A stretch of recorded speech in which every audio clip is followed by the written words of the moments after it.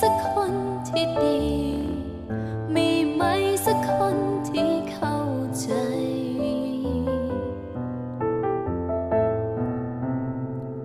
ถ้าเกิดเป็นฉันคงเข้าใจสาเหตุที่มันเป็นไปอาจเป็นเวรกรรมที่เคยก่อไว้ถึงคราวต้องชดใช้สักทีถ้าเลือกได้ใครบ้างอยากมีชีวิตแบบนี้หัวใจที่มีมันทรมานเพียงใดถ้าเลือกได้อยากลบชีวิตตอนนี้ทิ้งไปเริ่มชีวิตใหม่กับใครสักคนที่ดี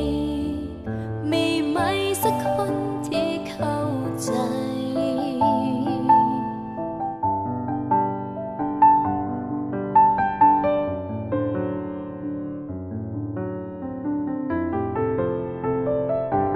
ถ้าเลือกได้ใครบ้างอยากมีชีวิตแบบนี้